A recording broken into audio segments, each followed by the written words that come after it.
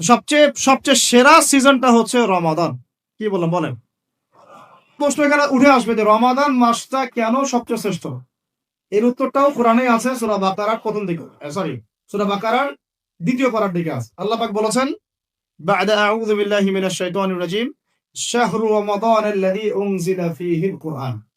সেই মাস যে মাসে কি নাযিল করা হয়েছে? রমাদান মাসে কি নাযিল করা হয়েছে?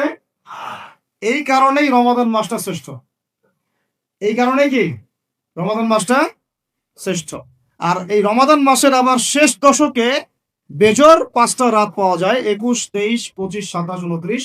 এর মধ্যে কোনো একটা রাত হচ্ছে লাইলাতুল কদর, কোনো একটা রাত। এই রাতে আল্লাহ রাব্বুল আলামিন নাযিল করেছেন আল কোরআনুল কারীম। এখন আমাদের জীবনের যতগুলো সময় আমরা অলরেডি নষ্ট করে ফেলেছি। অনেকের বয়স এখানে 25, 30, 40, 50 ইত্যাদি, তাই না? অনেক সময় দেখা গেছে 10, 15 বছর, 20 বছর আপনি দিনের বুঝই ছিল না। এমন হয় নাই? হয় নাই? দেখা গেছে এখনো দিন বুঝেন না, বয়স 40, 50 হয়ে গেছে। এখন যদি একজন ব্যক্তির হায়াত থাকে 70 বছর, তাহলে তো আমল করার জন্য বাকি আছে 20 বছর। আর শেষের হয়তো 5 বছর সে আমল করতে পারবে না এত অ্যাক্টিভলি। শেষের বয়সগুলো কি হয়? মানুষ দুর্বল থাকে, বিভিন্ন রোগ ব্যাধি বাসা বাঁধে, স্বাভাবিক। তাহলে আমাদের সবচেয়ে গোল্ডেন টাইম যৌবনকাল। কোনটা টাইম বলেন? যৌবনকাল বলতে কতটুকু? ধরেন 15 থেকে 40 বা 45, 50 হাইয়েস্ট, বা 20 থেকে 40। এই সময়টুকুর মধ্যে আমরা আবার বেশিরভাগ যুবক ছেলেবেলে হয় মেয়ে, অথবা জুয়া, অথবা পাবজি, অথবা ফ্রি ফায়ার, অথবা দেখা যায় জেনা, অথবা মাদক, অথবা রাজনৈতিক কোনো দল করতেছি। মানে আমরা আমাদের সময়গুলো অপচয় করতেছি না, যুবকদের বেশিরভাগই। আর যারা এগুলো থেকে বাইরে ভাবছেন না আমি ভালো ছাত্র, পড়াশোনা করি ইত্যাদি ইত্যাদি, মাদ্রাসার কথা বলছি না, আমি আমাদের ভাইদের কথা বলছি। তারা আবার দেখা যায় এমন একটা ট্র্যাকে পড়াশোনা করেন যে ওই যে বলতেছি যে 15 বছর পড়েন, 15 বছর পরেও 15টা সূরার আপনি তাফসীর জানেন না, 15টা হাদিস আপনাকে, মাফ করবেন আমি আঘাত করতে চাচ্ছি না, পেটে বোম মারলে 15টা হাদিস বের হয় না। এটা কি বাস্তবতা না? কথা ঠিক না ভুল? তাহলে এখন 15 বছরে আপনি 15 কোটি টাকা মনে হয় খরচ করেছেন পড়াশোনার জন্য। বেসরকারি বিশ্ববিদ্যালয়ে পড়ে তাদের তো কথাই নাই, লক্ষ লক্ষ টাকা ঢালতেছে, থাকা খাওয়া, মানে চলাফেরা, মেসের লাইফ, ফ্ল্যাট ভাড়া নেওয়া, প্রাইভেট কোচিং, কত কি না করতেছেন। কিন্তু আলটিমেটলি ওই যে বললাম সাফল্যের সংজ্ঞা, সাফল্যের সংজ্ঞা কি? পুলসিরাত পার হইতে হবে। তো পুলসিরাত পার হওয়ার জন্য যে এলেম লাগবে, ওই এলেমের সাথে আপনার এলেমের কোনো সম্পর্কই নাই। শুধু এনজিওর 6 লাখ দেশ ভরে, তারপরে এমন কোনো গ্রাম নাই, এমন কোনো শহর নাই, এমন কোনো ব্যাংকিং সিস্টেম নাই যেখানে সুদ নাই।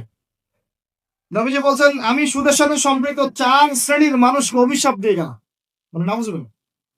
আমাকে বুঝান তো, নবীর অভিশাপ নিয়ে কেউ জান্নাতে যাবে? নবী কাউকে সাল্লাল্লাহু আলাইহি ওয়াসাল্লাম যদি কাউকে অভিশাপ দেন, ও জান্নাতে যেতে পারবে? এত সহজ? নবীজি বলছেন, যে সুদ খায় আমি তাকে অভিশাপ দিলাম, যে সুদ দেয় আমি তাকে অভিশাপ দিচ্ছি, যে সুদ খায়ও না দেয়ও না কিন্তু সাক্ষী থাকে, কি থাকে, আমি তাকে অভিশাপ দিচ্ছি। আর যে ব্যক্তি সাক্ষীও থাকে না কিন্তু লিখে রাখে, আমি তাকেও। বলেন তো এর মধ্যে পড়লো কিনা? পুরো সিস্টেমটা পড়ে নাই? আরো আছে, এই যে মেয়েরা, মেয়েরা কি শুনতে পারতেছে? যেসব মেয়েরা পুরুষের পোশাক পরে, যেসব মেয়েরা পুরুষের পোশাক পরে, ট্রান্সজেন্ডার তো বহু দূরের কথা, ট্রান্সজেন্ডার মানে তো লিঙ্গ পরিবর্তন করতেছে, তাই না? ওর মনটা নাকি মেয়ে মেয়ে করে, মনটা নাকি ছেলে ছেলে করে। তো যাদের মনটা মেয়ে মেয়ে করে ওরা না হয় পুরুষাঙ্গ কাটে ফেলাই দিল, যাদের মনটা ছেলে ছেলে করে ওরা কি করবে? তাহলে চিন্তা করেন, চিন্তা করেন জাহেলিয়াতের কোন জায়গাটাতে আসছে, চিন্তা করছেন? আমি এমনি এমনি বলি না, এটা আবু জাহেলের যুগ। কার যুগ? শোনেন, আবু জাহেলের যুগে এরকম জেনা বেশি ছিল, পর্নোগ্রাফি তখন ছিল না, ব্যভিচার বেশি ছিল, জুয়া বেশি ছিল, মাদক বেশি ছিল, গোত্রীয় হানাহানি মারামারি ছিল, শিরক ছিল, সুদ ছিল। এই যুগের নাম হলো আইয়ামে জাহেলিয়া। খায়েন না, কেউ জোর করে মাদক খাওয়াবে? আপনি নিজে সুদ খায়েন না, কেউ জোর করে সুদ খাওয়াবে? এখানে কেউ মাদকের দোকান দিল, আমরা খাই না, ও দোকান নিয়ে চলতে পারবে না? টামটপলা বাঁধে চলে যাবে, কি করবে? চাইতে বাধ্য সে, আমরা খাইলে সে ব্যবসা করবে। আল্লাহর ওয়াস্তে আমরা কোন রকম প্রতারণার কাছেও যাব না, হারামের কাছেও যাব না, এবং অন্যকে আমরা প্রতারিত করবো না। ইনশাআল্লাহ বাজার মার্কেটে অনেক জটিল বিষয়, রমজান মাস আসলেই দেখবেন দাম বাড়া শুরু হয়েছে। এখনই অসাধু ব্যবসায়ী যারা ওরা রিস্টোর করে ফেলাইছে, ওরা আবার সিন্ডিকেট করে ফেলবে যে এই দামের বাইরে দামি নেই। তখন আবার দেখবেন যে সরকার বিপাকে পড়ে গেছে, দাম আর কন্ট্রোল করতে পারতেছে না, তখন ভর্তুকি দেওয়া লাগতেছে, আবার ওদেরকে আইনে আনা লাগতেছে।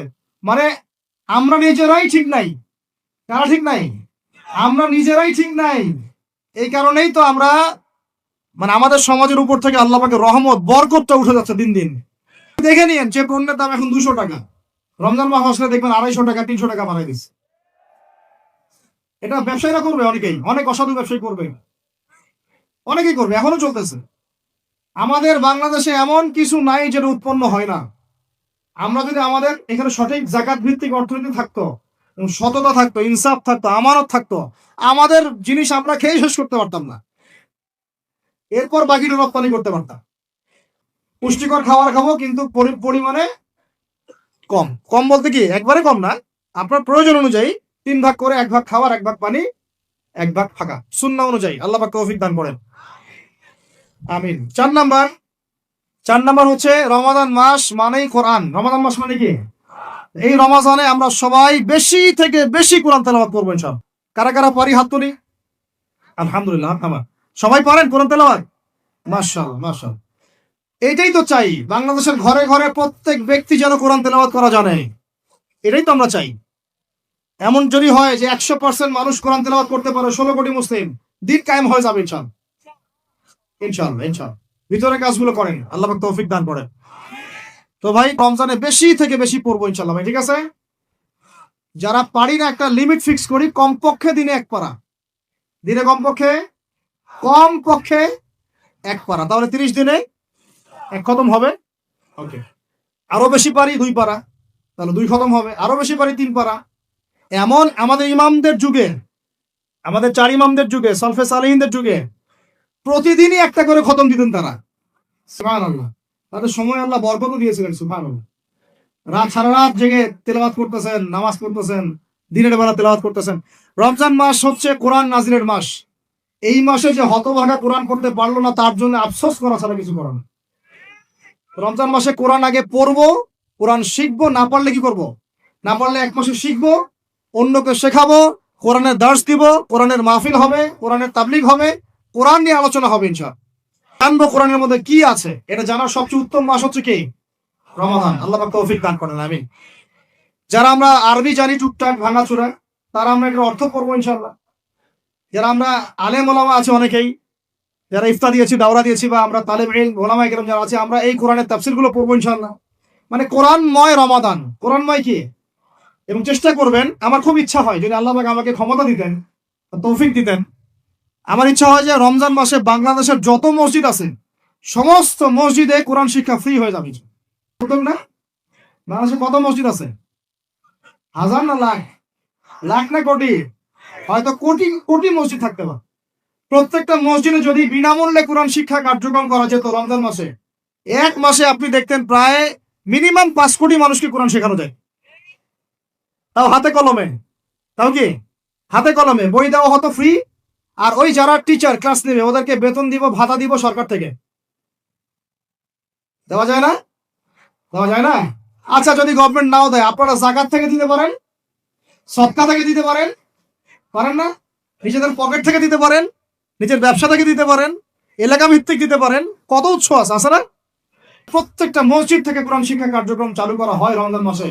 আমরা দোয়া করি আল্লাহ পাক যেন এই কথাটা পৌঁছে দেন উপরের লেভেলে, এবং তারা উদ্যোগ নেয়। জানি না উদ্যোগ নেবে কিনা, আমাদের দায়িত্ব পৌঁছে দেবে। তো অ্যাটলিস্ট যদি সবগুলো মসজিদ নাও হয়, প্রত্যেকটা এলাকায় যদি একটা করে মসজিদও হয়, তবুও দেখবেন কয়েক কোটি মানুষকে কোরআন শেখানো যাবে ইনশাআল্লাহ।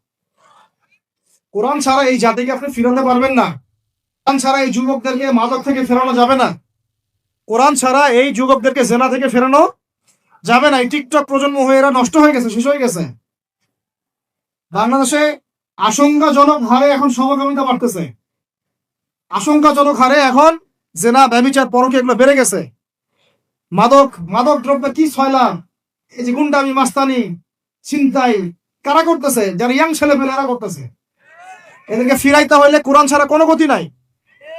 আইয়ামে জাহেলিয়াতের সেই মানুষগুলো কোরআনের আলোয় শ্রেষ্ঠ মানুষে পরিণত হয়েছে। কথা বুঝতে পারেন নাই? আইয়ামে জাহিলিয়াতের সেই মানুষগুলা যারা একসময় নিজের মেয়েকে দাফন করেছিল জীবন্ত। ইন্না লিল্লাহি ওয়া ইন্না ইলাইহি রাজিউন। চিন্তা করা যায়? আপনি আপনার মেয়েকে দাফন করতে পারবেন জীবন্ত? পারবেন? বলেন। এরকম মানুষ যারা এই কাজ করেছিল তারা কোরআনের সংস্পর্শে এসে সোনার মানুষে পরিণত হচ্ছে। এই কিতাব আল্লাহ পাক নাযিল করেছেন ওই ঘরের উপরে উঠিয়ে রাখার জন্য না, মাঝে মাঝে বের করবো, ধুলা মুছবো, চুমু খাবার রেখে দিব, এই জন্য না। বাবা মারা গেছে, খুললাম, পড়লাম, সব বক্সায় দিলাম, এই জন্য না। শুধু এই কিতাব আল্লাহ পাক নাযিল করেছেন যেন আমরা হৃদয়ে ধারণ করি। কোথায় ধারণ করি? তো হৃদয়ে ধারণ করবো তো তখনই যখন আমি বেশি তেলাওয়াত করবো, বেশি বেশি পড়বো, সবাইকে পড়াবো, শেখাবো। আল্লাহ পাক আমাদের সবাইকে কোরআনের বিপ্লব ঘটানোর তৌফিক দান করেন, আমিন। তো প্রিয় ভাইরা, 4 নম্বর কাজ, কোরআন শিখবো, পড়বো, শেখাবো, দর্শ দিব। কোরআনের একদম বিপ্লব। রমজান মাসে ইনশাআল্লাহ কোরআনময় রমাদান হবে ইনশাআল্লাহ। রমজান মাসে অন্য কোনো বইও পড়ার দরকার নেই, প্রয়োজন কোরআন পড়েন, হাদিস পড়েন আর কোরআন পড়েন। কোরআন এবং হাদিস, অন্য কোনো বই, বিষয়ভিত্তিক বই পড়ার দরকার নাই। আর অ্যাটলিস্ট 1 মাস আপনি না পড়ে। এরপরে আসি 5 নাম্বার, একটু রমাদান মাসে একটু ধৈর্য ধরেন। রমাদান মাসে আমরা ফরজ ইবাদত গুলোকে সর্বোচ্চ গুরুত্ব দিব ইনশাআল্লাহ। যেমন সবার আগে কি? সালাত। এই একটাই বল, সালাত। সালাত নাই, ইসলাম নাই। সালাত নাই, সে ব্যক্তি মুসলিম না। সোজা কথা শুনেন, সালাত অস্বীকার করে সে ব্যক্তি মুসলিম না। নবীজি বলছেন, মান তারাকা সালাতান মুতাআম্মিদান ফাকাদ কাফারা। কেউ যদি ইচ্ছা করে সালাতকে অস্বীকার করে ছেড়ে দেয়, সে ব্যক্তি কি হয়? কাফারা, কুফরি করে। সালাত না পড়ার কারণে ইমামগণ বলেছেন তাকে মুসলমানদের কবরস্থানে দাফনও করবে না। কোন কোন ইমাম বলেছেন তাকে জানাজাও দিবা না। কোন কোন ইমাম বলেছেন তাকে জেলখানায় বন্দি করে রাখবা। কোন কোন ইমাম বলেছেন তাকে মৃত্যুদণ্ডের শাস্তি দিবা। বলতেছে না, ইমামদের কওলগুলো পড়ে দেখেন। নামাজ না পড়াটা যেমন তেমন পাপ না তো, ইচ্ছা হইলে পড়লাম, ইচ্ছা হইলে পড়লাম, এমন না। যারা নামাজি তারাও যদি নামাজে সচেতন না হয়, তাদের জন্যও শাস্তি আছে। নাউযুবিল্লাহ। ফাওয়াইলুল লিল মুসাল্লিন আল্লাযীনা হুম আন সালাতিহিম সাহুন আল্লাযীনা হুম ইউরাউনা ওয়া ইয়ামনাউনাল মাউন। যে মুসল্লিরা নামাজ সম্পর্কে গাফেল, উদাসীন। আবার যারা মানুষকে দেখানোর জন্য নামাজ পড়ে এবং এই যে ছোটখাটো সাহায্য করতে অস্বীকৃতি জানায়, সূরা মাউন পড়ে, তাহলে মুসল্লিদের জন্য গাফেলতির যদি শাস্তি হয়, তাহলে যারা পড়ে না ওদের কি হবে বলেন? ওই যে ওই সূরাটা কি এর নাম? মুজাম্মিল না মুদ্দাসসির? হাফেজে কোরআন কি আছে? মা মা সালাকাকুম মিন সাকার। হ্যাঁ, তাই না? সূরা মুজাম্মিল না মুদ্দাসসির। মা সালাকাকুম ফি সাকার, মা সালাকাকুম ফি সাকার। জাহান্নামে যখন ঢুকানো হবে, এই ফেরেশতারা জিজ্ঞাসা করবে, কিসে তোমাদেরকে জাহান্নামে নিয়ে আসলো? কি পাপ করছিলা? তারা বলবে, তখন তারা বলবে ক্বালু, তারা বলবে, জাহান্নামীরা বলবে, লাম নাকু মিনাল মুসাল্লিন। কি বলবে তারা? লাম নাকু মিনাল মুসাল্লিন, আমরা মুসল্লি ছিলাম না, আমরা নামাজ পড়তাম না। তাহলে বেনামাজির পরিণতি কি বলেন? জাহান্নাম। ওয়া লাম নাকু নুতঈমুল মিসকিন, আর আমরা মিসকিনদেরকে খাবার দিতাম না। সুবহানাল্লাহ। আল্লাহ পাক আমাদেরকে সালাত আদায় করার তৌফিক দান করেন। রমাদান মাসে শক্ত করে নামাজ ধরবেন ইনশাআল্লাহ, আল্লাহ পাক তৌফিক দান করেন। 5 ওয়াক্ত নামাজ চেষ্টা করব জামাতে পড়ার জন্য। যদি জামাত ছুটেও যায়, তাও পরে জামাত করে নেবেন। সেটাও না পড়েন, অ্যাটলিস্ট বাসায় পড়বেন। রাজি আছেন? নামাজের সাথে আরো অনেক ফরজ আছে না? যেমন পর্দা কি ফরজ না? ফরজ না? যাকাত ফরজ না? ফরজ না? তারপরে আল্লাহ পাকের আনুগত্য করা, এটা ফরজ না? ফরজ না? রাসূলের আনুগত্য, তাওহীদ ফরজ না? সুন্নাত। এই জিনিসগুলো, ফরজগুলোকে শক্ত করে ধরবো ইনশাআল্লাহ। রাজি আছেন? তাহলে 4 নাম্বার হচ্ছে রমজান, এটা কি 5 নাম্বার না? 5 নাম্বার, রমজান মাসে ফরজ ইবাদত গুলোতে সর্বোচ্চ গুরুত্ব দিব ইনশাআল্লাহ। রাজি? 6 নাম্বার হচ্ছে, এটা কত? 6 বলছি? 5। 6 নাম্বার হচ্ছে ফরজের পাশাপাশি সুন্নত এবং নফলের পাবন্দি। পাশাপাশি সুন্নত এবং নফলের পাবন্দি মানে দেখেন, ফরজ নামাজের আগে পিছে অনেক নামাজ আছে না সুন্নত? দৈনিক 12 রাকাত সুন্নত যে ব্যক্তি পড়বে তার জন্য জান্নাতে ঘর নির্মাণ করা হবে। কোন 12 রাকাত?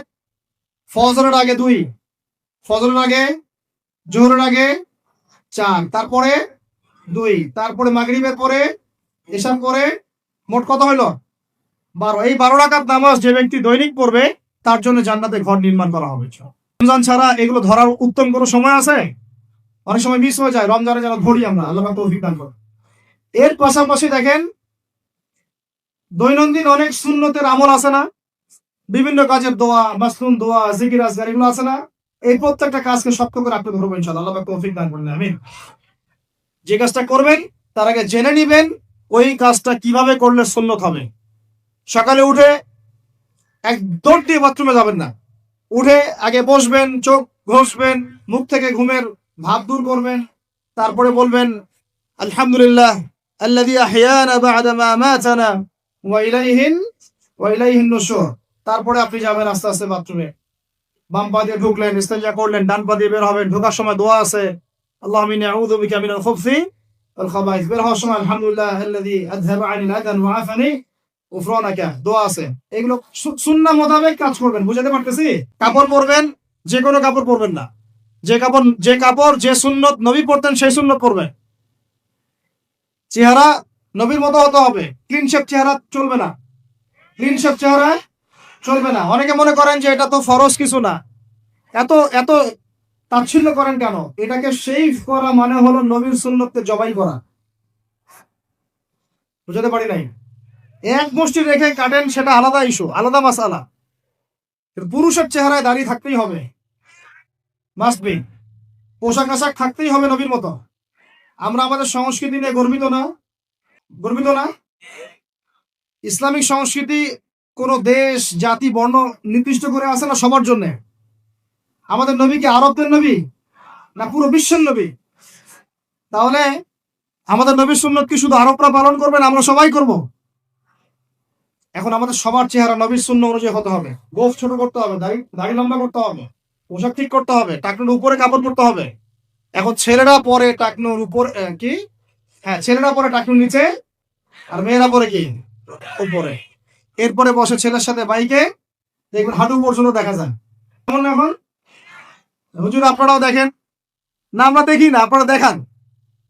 আমরা কি করি না? আমরা দেখি না, বরং আপনারা দেখান। দেখালে আমরা চোখটা সঙ্গে বলি আউযু বিল্লাহি মিনাশ শাইতানির রাজিম। চোখে বললে আমরা কি বলি? আউযু বিল্লাহি মিনাশ শাইতানির রাজিম। এখন আসেন আমাদের পোশাক আশাক, কথাবার্তা, চলাফেরা, আমল, খাওয়া, ঘুম, ব্যবসা বাণিজ্য যা আছে, রাজনীতি, অর্থনীতি, সমাজনীতি, সবকিছু নবীর সুন্নাহ মাফিক ঢেলে সাজাইতে হবে। রাজি কিনা? রমজান মাসে এটা নিয়ত করা যাবে ইনশাআল্লাহ? ইনশাআল্লাহ, আল্লাহ পাক তৌফিক দান করেন, আমিন। কয়টা বলছি ভাই? 6টা। 7টা? 6টা। 7 নম্বর আসেন ভাই। 7 নম্বর হচ্ছে আমরা কোন অবস্থায় হারাম কোন রিজিকে যাব না। রাজি? রোজা রাখতেছেন, ইবাদত করতেছেন, নামাজ পড়তেছেন, তারাবি পড়বেন, অনেক কিছু করবেন। এবার এদিকে রিজিকে সুদ, এদিকে রিজিকে ঘুষ, রিজিকে এখানে দুর্নীতি, এখানে করাপশন, এখানে মাফে কম দেওয়া, একটা ইবাদত কবুল হবে না। হারাম রিজিক থাকলে বিশ্বাস করেন, আমি এমনি কথা বলতেছি না, নবী সাল্লাল্লাহু আলাইহি ওয়াসাল্লাম বলেছেন ইন্নাল্লাহা তাইয়্যিব লা ইউকবালু ইল্লা তাইয়্যিব। আল্লাহ পবিত্র, আল্লাহ পবিত্র ছাড়া গ্রহণ করেন না, কবুল করেন না। মুসাফিরের দোয়া আল্লাহ ফিরায় দেন না। সেই মুসাফির যদি হারাম খায় সেই দোয়াও কবুল হচ্ছে না। একজন মুসাফির হাত তুলে দোয়া করছিলেন, নবীজি বলছেন মাথায় ধুলা, গায়ের কাপড় ঠিক নাই, মুসাফির সেজদায় আল্লাহর কাছে দোয়া করছে, হাত তুলে দোয়া করছে, আল্লাহ আমাকে এটা দাও, ওইটা দাও, ওইটা দাও, ইয়া রব্বি ইয়া রব্বি ইয়া রব্বি। নবীজি বলছেন এই ব্যক্তি যদিও মুসাফির কিন্তু কিভাবে তার দোয়া কবুল হতে পারে? তার পানীয়টা হারাম, তার খাবারটা হারাম, তার পোশাকটা হারাম। বুঝতে পারছি ভাই? এমনিতে মুসাফিরের দোয়া কবুল হয়। 3 ব্যক্তির দোয়া আল্লাহ ফিরায় দেন না। কয় ব্যক্তি? এক নাম্বার হচ্ছে মুসাফির, 2 নাম্বার হচ্ছে কি সন্তানের জন্য পিতামাতার দোয়া, আর 3 নাম্বার কি মাজলুমের দোয়া। মাশাআল্লাহ, আপনারা জানেন ভালোই। 3 ব্যক্তির দোয়া আল্লাহ পাক ফেরত দেন না, মাজলুম, সন্তানের জন্য পিতামাতার দোয়া এবং মুসাফিরের দোয়া। কিন্তু যদি রিজিক হারাম হয় তাহলে হবে না। তাহলে আমাদের নসিহত নাম্বার কত? এটা 7। আমরা কোনো অবস্থায় হারাম রিজিকে সম্পৃক্ত হব না। রোজা রেখে তো মোটেই না, এবং এটা চর্চা করবো যাতে করে আমরা হারাম থেকে বেঁচে থাকতে পারি। ঠিক আছে ভাই? 8 নাম্বার হচ্ছে আমরা রমজান মাসে সবার জাকাত গুলো দিয়ে দিব ইনশাআল্লাহ। যাদের ফরজ হয়েছে আল্লাহর রাস্তায় জাকাত দিয়ে দেন। জাকাত দিবেন না, এটাও জাহান্নামে যাওয়ার অন্যতম কারণ। ওই সম্পদগুলোকে এভাবে গলানো হবে, গলিয়ে মুখে, গালে, পার্শ্বদেশে, চামড়ায় লাগিয়ে দেওয়া হবে। নাউজুবিল্লাহ। সূরা তওবায় আছে এটা। কোন সূরায়? তওবায়। জাকাত দিতে হবে। কেউ যদি জাকাতকে অস্বীকার করে সে কাফের হয়ে যাবে। কেউ যদি জাকাতকে অস্বীকার করে কি হয়ে যাবে? কাফের হয়ে যাবে। কেউ যদি মনে করে নামাজ ফরজ, নামাজ মানি, জাকাত মানি না, কি হয়ে যাবে? কাফের হয়ে যাবে। আমার কথা হচ্ছে ইসলামী অর্থনীতির মূল ভিত্তি হচ্ছে জাকাত। জাকাত যদি ঠিকঠাক মতো দিতেন, বাংলাদেশে একটা দরিদ্র মানুষও খুঁজে পাওয়া যাইতো না। এটা গাল গল্প না, এটাই বাস্তবতা। কিন্তু আমরা সেটা বাস্তবায়ন করতে পারি নাই, পারছি না। আমার কথা শোনেন ভাই, বাংলাদেশে এমন অনেক মানুষ আছে, হাজার হাজার, যাদের জাকাত যদি আপনি কালেক্ট করতে পারেন, সমাজে একটা দরিদ্র মানুষ খুঁজে পাওয়া যাবে না। এমন একজন মানুষের জাকাত দিয়ে আপনি একটা গ্রামের মানুষকে খাওয়াইতে পারবেন। মিলসের মালিক জাকাত দেয় না, গার্মেন্টসের মালিক অনেক জাকাত দেয় না, ফ্যাক্টরির মালিক জাকাত দেয় না, অনেকে কানাডায় বাড়ি ঘর করতেছেন, এখানে জাকাত দেন না। আছে না এরকম? জাকাত না দিলে ইসলামের খুঁটি থেকে নাম কাটা পড়ে গেল। ইসলামের ভিত্তি কয়টা? পাঁচটা না? তাওহীদের পরে কি সালাত না? সালাতের পরে কি? জাকাত। তারপরে না রমাদান এবং হজ, তাই না বিষয়টা? আল্লাহ পাক আমাদেরকে ইসলামের এই পাঁচটা পিলারের অন্যতম পিলার জাকাতের উপর আমল করার তৌফিক দান করেন। কয়টা বললাম ভাই? 8টা। 9 নাম্বার হচ্ছে জাকাত যাদের ফরজ হয় না। আচ্ছা, জাকাত সম্পর্কে দুটো কথা। জাকাত কিন্তু সোনারও জাকাত আসে, রূপারও জাকাত আসে, এই গবাদি পশুরও জাকাত আসে, আবার কৃষি জমিরও কিন্তু জাকাত আসে। কৃষি জমির ফসলের কি হয়? জাকাত আসে। ওটাকে ওসর বলা হয়। আমরা অনেকে এটা জানিও না। ওলামায়ে কেরামদের সাথে পরামর্শ করবেন, আপনার সম্পদে জাকাত আসছে কিনা এটা নিসাব পরিমাণ হলে বের করে ফেলতে হবে। আল্লাহ পাক আমাদেরকে জাকাতগুলো বের করার তৌফিক দান করেন।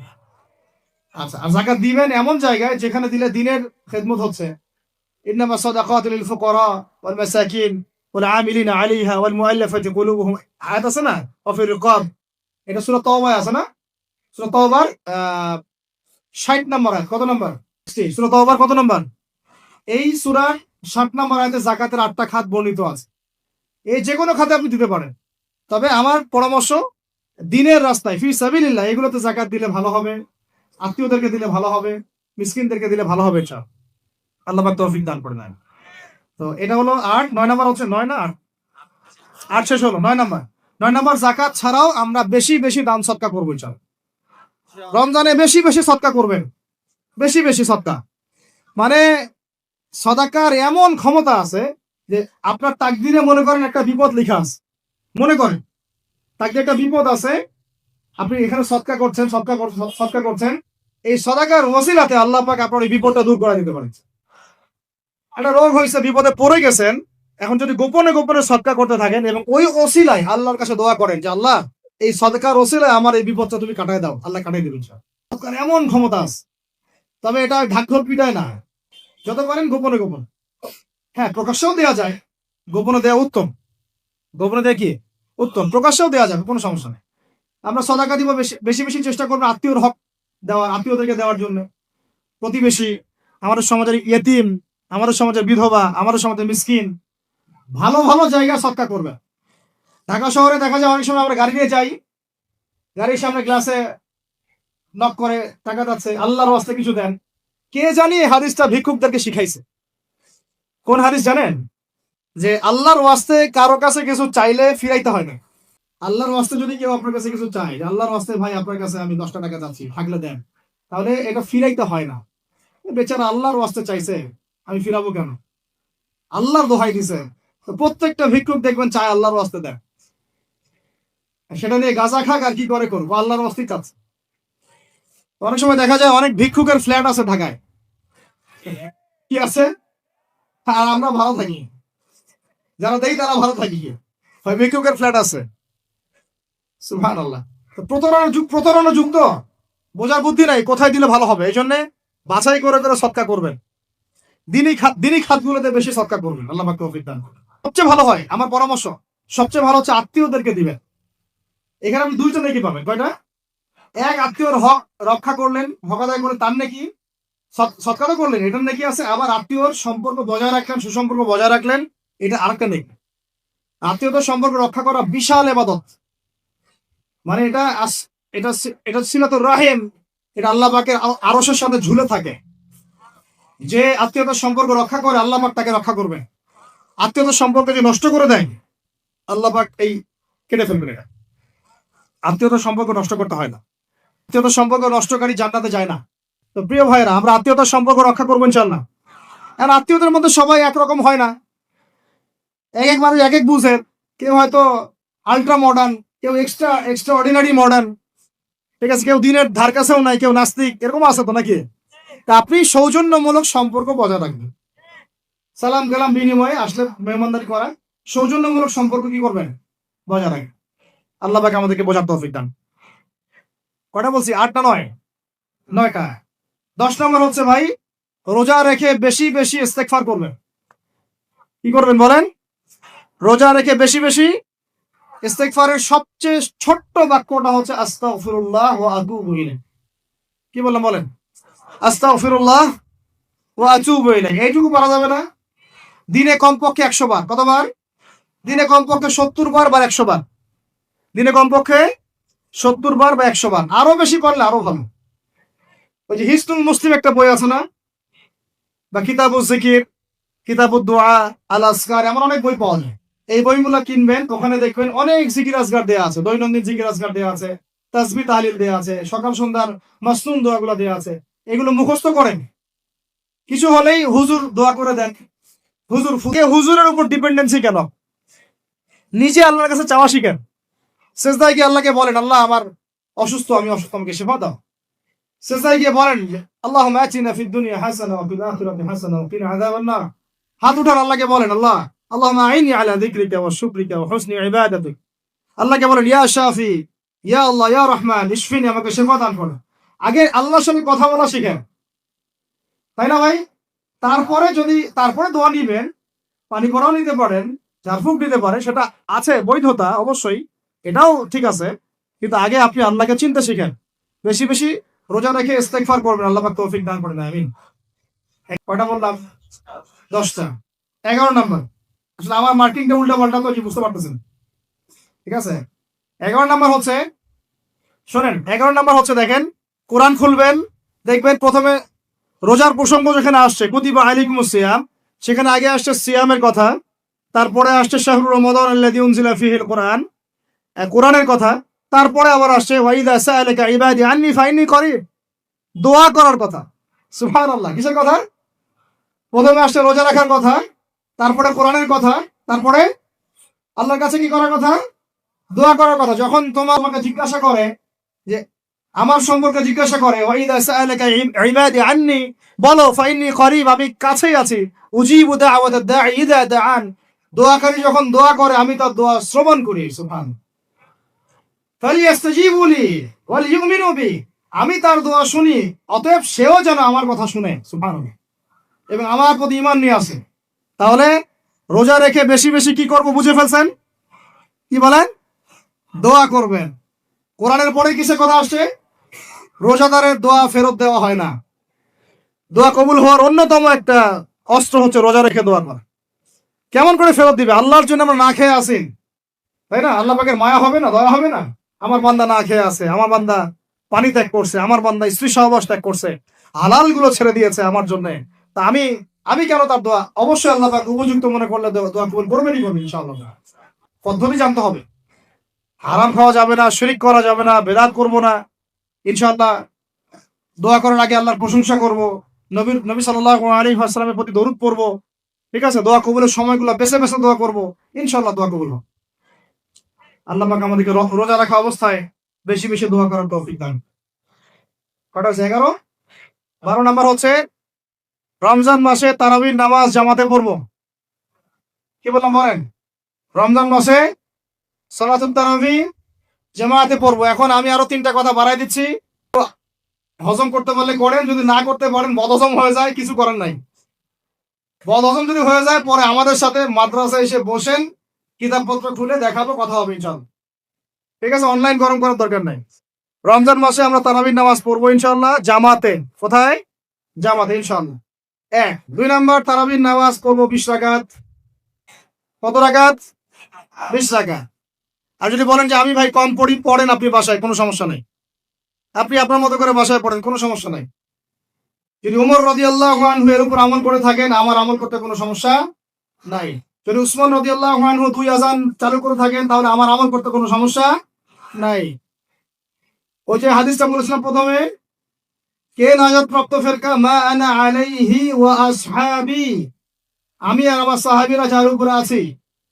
আর হাদিস কি, আলাইকুম বিসুন্নতি ওয়া সুন্নতি খুলাফায়ে রাশিদিন মাহদিয়িন মিন বাদি, তোমাদের উপর অবধারিত হচ্ছে, ওয়াজিব হচ্ছে আমার সুন্নতকে আঁকড়ে ধরা এবং আমার সাহাবীদের সুন্নতকে ধরা। কার কার সুন্নত? আমার সুন্নতকে আঁকড়ে ধরো এবং আমার সাহাবীদের সুন্নতকে আঁকড়ে ধরো, খোলাফায়ে রাশিদার সুন্নতকে আঁকড়ে ধরো, যারা মাহদিয়িন হেদায়েত প্রাপ্ত মিন বাদি, আমার পরে। সাহাবায়ে কেরাম যদি কিছু চালু করেন, আমল করতে কোনো দোষ নাই, বরং এটাই হচ্ছে সুন্নতের আরো শ্রেষ্ঠ অনুসরণ। কারণ আমি তো ওমরের চেয়ে বড় পরহেজগার হইতে পারবো না, পারবেন? তাহলে আমি তো উসমানের চেয়ে দিন বেশি বুঝি না। তিনি যদি 2 আযান চালু করতে পারেন, তাহলে আমি তাকে বেদাতি বলতে পারি না, নাউজুবিল্লাহ। যদি আমি তাকে এভাবে শব্দ প্রয়োগ করা হয়েছে বাংলাদেশে, উসমান রাদিয়াল্লাহু আনহু যদি 2 আযান চালু করে থাকে, ওটা বেদাত হয়ে গেছে, নাউজুবিল্লাহ নাউজুবিল্লাহ। সাহাবীরা কিছু চালু করলে যদি বেদাত হয়, তাহলে সুন্নত হবে কি? তাহলে সুন্নত কোনটা হবে? তাহলে এই ব্যক্তি এরকম কথা যদি কেউ বলে থাকে, তাহলে তার উচিত হবে এখনই রুজু করে ফিরে আসা, অহংকার না করা, হঠকারিতা না করা, এখনই ইস্তেগফার করে তওবা করে ফিরে আসা, আল্লাহ মাফ করে দিবেন ইনশাআল্লাহ। আর এর উপর হঠকারিতা থাকে না, ওসমান রাদিয়াল্লাহু আনহু যদি 2 আযান চালু করে থাকে, তিনি ভুল করেছেন, তিনি বেদাত করেছেন, নাউজুবিল্লাহ। বিশ্বাস করেন, সাহাবীদেরকে এভাবে কটাক্ষ করলে, আন্ডারএস্টিমেট করলে, এভাবে কথাবার্তা বলে, শানের খেলাফ কথা বললে, ঈমানও চলে যেতে পারে। আমরা নবীকে মানবো সাহাবীদের মানদণ্ডে, সাহাবীদের বুঝের উপর আমাদের বুঝ না। আমি বুঝাতে পারতেছি না। নবীকে মানবো, অবশ্যই মানবো। কার মাধ্যমে? কাদের মধ্য দিয়ে? সাহাবাদের তরিকার মধ্য দিয়ে। সাহাবাদের তরিকা আমি কি ধাবাস করে পাবো? তাবেঈ লাগবে, তাবেঈ লাগবে। এই সিলসিলা মেইনটেইন করে আমাকে মানতে হবে। কোরআন এবং হাদিস তো সবার ভাষায় আছে। আপনাকে যদি আমি এখন বলি যে ক্রিপ্টোকারেন্সি হালাল না হারাম, আপনি কি বের করে দিতে পারবেন এখন আমাকে? পারলেও আপনার আরো 15-20 বছর পড়াশোনা করতে হবে, তারপরে গবেষণা করে তাদের কাছে আসতে হবে, জিজ্ঞাসা করতে হবে, বলতে হবে, তারা ফতোয়া দিলে মানতে হবে। ফাসআলু আহলা যিকরি ইন কুনতুম লা তা'লামুন, তোমরা আহলে যিকিরদেরকে জিজ্ঞাসা করো, আহলুল ইলমদেরকে জিজ্ঞাসা করো যে বিষয় তোমরা জানো না। তাহলে আমাদের সমাজে এরকম অনেক ফিতনা চলতেছে, অনলাইনে এই ফিতনাগুলো অনেক বেশি। আর ইয়াং ছেলেপেলেরা এখন দিন শেখে অনলাইন থেকে, এরা দিন মাদ্রাসায় এসে শিখতেছে না। স্পেশালি যারা জেনারেল লাইন থেকে আসছেন, তাদের সমস্যা আরো বেশি এবং তারা অনেকে বিভ্রান্ত হয়ে যাচ্ছেন। তাই আমি রিকোয়েস্ট করবো, কথা অন্যদিকে নিয়েন না। আমি আপনার দুশ্মন না, আমি আপনার বন্ধু, শুভাকাঙ্ক্ষী। আপনাদেরকে ওলামায়ে কেরামদের সোহবতে আয়েশা দিন শিখতে হবে, অ্যাপস থেকে দিন শিখবেন না। অ্যাপস থেকে একবার হাদিসের রেফারেন্স পাইছি, বাস কাম সারা। হাদিস তাহকিক করার ব্যাপার আছে, উসুলের ব্যাপার আছে, আসমা ও রিজালের ব্যাপার আছে, তালিলের ব্যাপার আছে, অনেক বিষয় আছে। একটা মাসালা ইসলামবাদ করতে হলে অনেকগুলো বিষয় একসাথে লাগে। আর অনলাইনে শায়েখ হওয়ার জন্য কিছু লাগে না, খালি পড়ার করতে পারলেই হয়। অনলাইনে যে কোরআন তেলাওয়াতও করতে পারে না, সেও শায়েখ হয়ে বসে আছে। শুধু শায়েখ না তো, মহাপণ্ডিত, সে পুরা ওলামায়ে দেওবন্দের সাথে একাই বাহাস করতে পারবে। এটা বলছে যে আরে ওলামায়ে দেওবন্দ আর কি, সবগুলাকে ডাকো, সব ওলামায়ে দেওবন্দ এক পাশে বসবে, সে আরেক পাশে বসবে, ও বলে একাই যথেষ্ট। এটা মানসিক রোগী, এগুলো কি না মানসিক রোগী। তো মানসিক বিকারগ্রস্তদের থেকে দিন শেখার চাইতে আপনার দিন মাদ্রাসায় গিয়ে শেখা অনেক ভালো। মানসিক বিকারগ্রস্তদের থেকে দিন শেখা বাদ দিয়ে মাদ্রাসায় গিয়ে ওলামায়ে কেরামের সাথে পরামর্শ করে দিন শেখেন, আল্লাহ পাক তৌফিক দান করুন। ইয়াংদেরকে আমি বারবার এটা নসিহত করতেছি, ইয়াংরা অনেকে পিছলায় চলে যান অনেকদিন। ভাই, ওলামায়ে কেরামের সোহবতে থাকেন, ইনশাল্লাহ আপনি সেফ এন্ড সাউন্ড থাকবেন। তাদের মধ্যে যদি ইখতিলাফ যদি হয় কোনো মাসালায়, এবং একাধিক মাসালাও যদি প্রমাণিত হয়, দুইজন ভাই দুইজনের উপর আমল করেন, কোনো সমস্যা নেই। বনু কুরাইজায় গিয়ে একদল আসল করেছেন রাদিয়াল্লাহু আনহুম আজমাইন, সাহাবীদের মধ্যে, আর একদল আসল পড়ে গিয়েছেন। নবীজিকে বলেছেন দুজনের মধ্যে অমুক ঠিক আর অমুক, দুজনকে বলেছেন তোমরা দুইজনের ঠিকের উপর আসো, সমস্যা। এরকম বুঝগত পার্থক্য থাকতে পারে, ইখতিলাফি মাসালা থাকতে পারে, ওইগুলোকে নিয়ে এভাবে সমাজকে বিচ্ছিন্ন করবেন না, বিভক্ত করবেন। তো এখানে প্রমাণিত একটা চিরায়ত একটা আমল সলফে সালিহীন যুগ থেকে চলে আসছে। আমরা তারাবি জামাতে করবো ইনশাআল্লাহ, 2 সর্বোচ্চ সংখ্যায় করবো ইনশাআল্লাহ। আমরা 20 টাকা পড়বো ইনশাআল্লাহ। আপনি যদি 8 রাকাত বা 12 রাকাত 14 রাকাত 15 রাকাত পড়তে চান পড়েন, কোনো সমস্যা না। আপনার সাথে আমি যুদ্ধ করতে যাবো না, এটা তো ফরজ না। ফরজ কি? যুদ্ধ করার দরকার নেই, পড়তেছে পড়ুক, সমস্যা নাই। আমরা 20 রাকাত পড়বো ইনশাল্লাহ, সমস্যা আছে কোনো? কেউ যদি 20 রাকাতকে বেদাত বলে তখন সমস্যা হবে। ওলামায়ে কেরামদের সম্মিলিত ফতোয়া, তারাবির সালাত কত রাকাত? ব্যাস পড়বো ইনশাল্লাহ। 1 নম্বর জামাতে পড়বো, তারপরে ইনশাল্লাহ আমরা 20 রাকাত পড়ার চেষ্টা করবো। বাধ্যতামূলক না ভাই, আপনি চাইলে অল্প করে চলেও যেতে পারেন। আপনি টায়ার্ড হয়ে গেছেন, 10 রাকাত পড়ছেন, 12 রাকাত পড়ছেন, বাসায় গিয়ে বাকিটা পড়বেন বা পরে পড়বেন, বা পড়লেনও না, গোনা হবে না। কিন্তু একটা চিরায়ত আপনি চিরায়ত একটা সুন্নাতকে বেদাত বলতে পারেন বলে তখন আপনার সাথে বাসন। আর 3 নম্বর কথা হচ্ছে তারাবির সালাত আমরা খতমে তারাবি পড়বো ইনশাল্লাহ, একদম খতমে তারাবি। এটা নিয়ে কথা উঠছে, খতমে তারাবি বেদাত। আরে ভাই, রমজান মাসে যদি কোরআন খতম না দেয় কোন মাসে খতম দিবে? এখনো তো মক্কা মদিনায় আপনি দেখবেন কি হচ্ছে, খতমে তারাবি এখনো ওখানে হচ্ছে। আমি নিয়ে আসতে পারেন, 20 রাকাত তারাবি আনতে পারেন না, ওখান থেকে আপনি রফুল ইয়াদাই নিয়ে আসতেছেন, ঠিক আছে, ওকে ফাইন, আমরা কোনো ঝগড়া করতেছি না, এটা আছে, দলিল আছে, আমল করুক, সমস্যা নাই। কিন্তু আপনি সেখান থেকে খতমে কুরআন নিয়ে আসতে পারতেছেন না। আমরা কিছু নিব না, এমন কেন হচ্ছে? কে বলছে যে তারা কোনো মাযহাব ফলো করে না?